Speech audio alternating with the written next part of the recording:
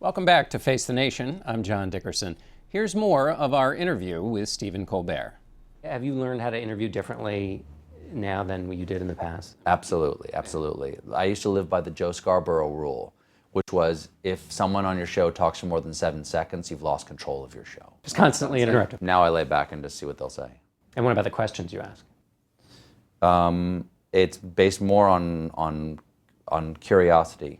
I was always in attack mode before, you know, and people want me to attack people still. Like, people were very upset. Like, liberals got so mad at me. Somebody called me like a craven sellout for not attacking Donald Trump. I'm like, what? What do you want? What do you want? There's no pleasing some people. Yeah.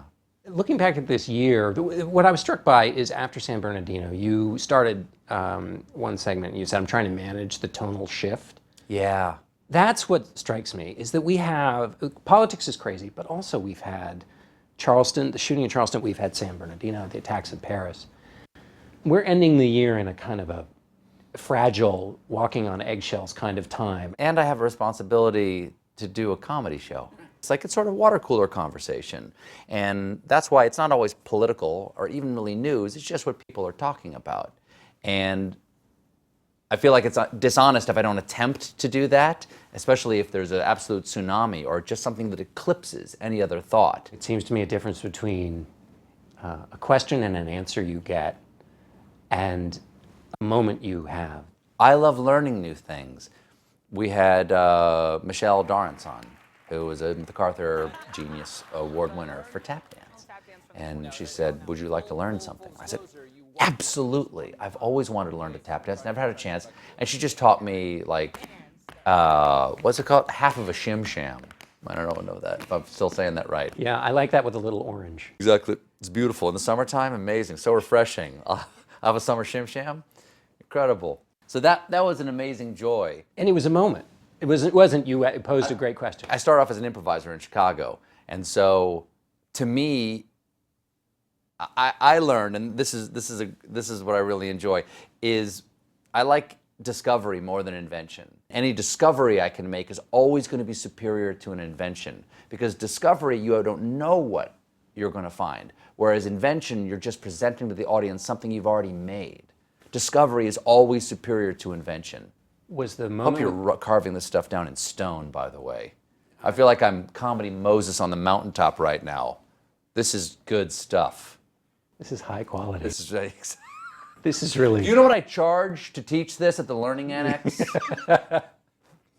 Your interview with Joe Biden, was that a discovery in a sense? After he left, I thought, oh, that nice man just gave me my show, because I had to be myself in order to receive it. I had no other choice. And it was only my third show. It was such an honor. I was completely moved by his willingness to share that with the audience. A guy in the back yells, Major Bo Biden, Bronze Star, sir. Serve them in Iraq. And all of a sudden, I lost it. It was one of them, I don't want to say the word happy, because it's not a happy subject, but in some ways, one of the most sublime moments I've ever had on stage was to be there and to have the ability or to have the responsibility and the privilege to receive that from him. Yeah, a pretty deep human connection. Yeah. Out of nowhere. I mean, Yeah, I met created him, it in the that's moment. about it. Yeah, yeah. What would you have asked the Pope? I would have asked the Pope about joy. You know, we call the show the Joy Machine, and because unless you do it with joy, it's just a machine, and less than 5 nights a week, it'll grind you up and spit you out. And there have been nights. But I would have asked him about joy, and where he finds his joy. Like, how did he become St. Peter? How did he get into the shoes of the fisherman without becoming dogmatically so rigid that there is no joy left in him? Because I'm sure Benedict is a nice guy, but you didn't get a real hit of joy off of him. There's no contact high with Pope Benedict.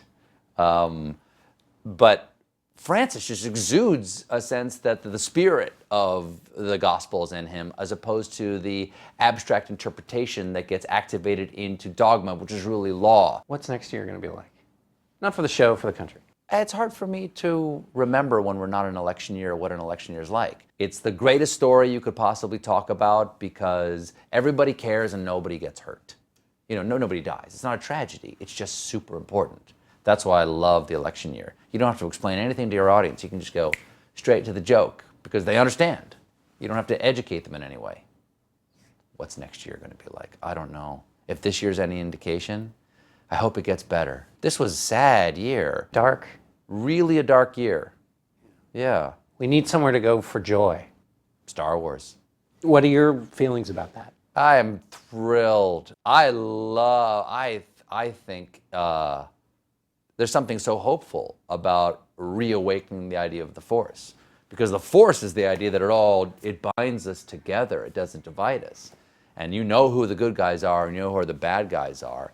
And isn't that nice in a world where it's sometimes hard to tell? I mean, in some ways it feels like it's a great time for a movie like that. The same way after 9/11, it was a very good time to have Lord of the Rings movies. Because there was clarity in our culture.